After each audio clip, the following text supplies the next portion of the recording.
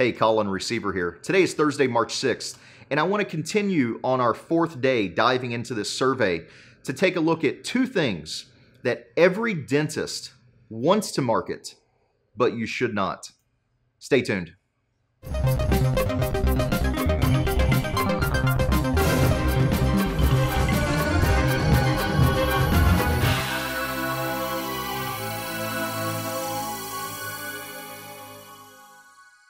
Colin, receiver here again for another episode 77 actually.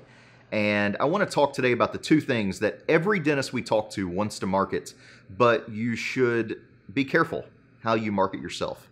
The first one is being a gentle dentist, and the second is marketing your credentials and continuing education. And let me tell you why these are bad angles to market and why the survey supports what we've known in the marketing world for a long time. And let's start first by examining gentle dentistry.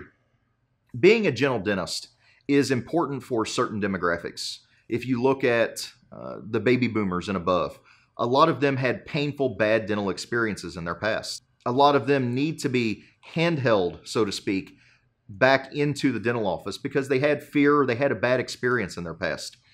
But if you look at the statistics, what the younger generation are saying, dentistry is a pretty painless procedure now. And the survey shows that the younger generations don't have a fear and don't have the bad experiences in their past that their parents and grandparents did.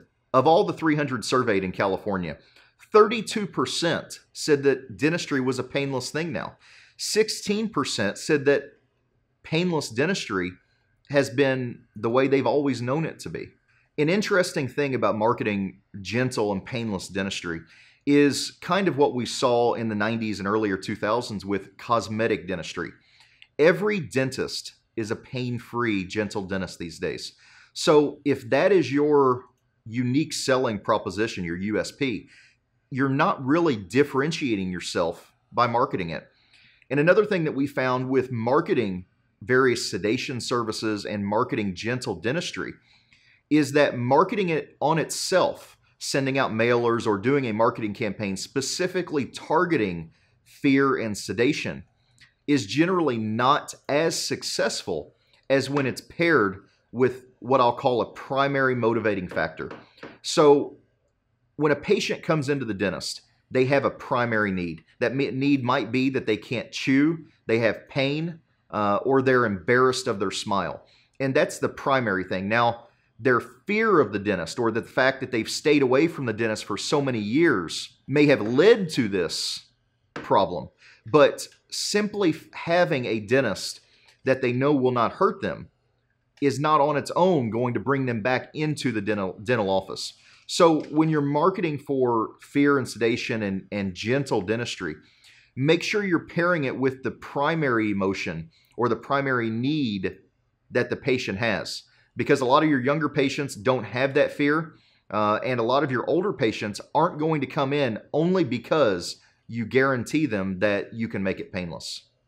Now let's take a look at the second point, which is being a highly skilled and highly trained dentist and letting everybody in the world know about it. Now with highly skilled dentists, whether these are actual specialists or these are what I call super GPs that have gone to extensive amounts of continuing education and do a lot of specialized procedures, only 40% of those surveyed saw a need to go to a specialist, even for the most complex dental care. Interestingly enough, only 12% of the 300 surveyed actually have seen a specialist or see a need to go to a specialist.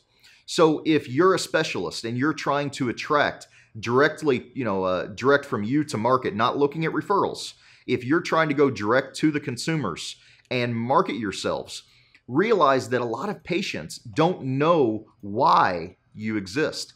They don't see or understand what a prosthodontist is or what a periodontist is.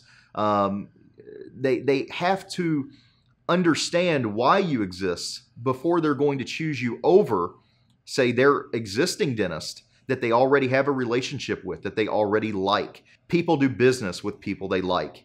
And if you are going to get these patients with big needs to come in and see you and specialized needs, not only do you have a hurdle of educating your patients about why you exist and what you do and how you're better and different from the GPs, but you also have to get the hurdle of them to like you.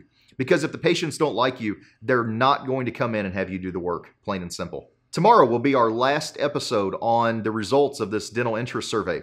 So stay tuned until next time.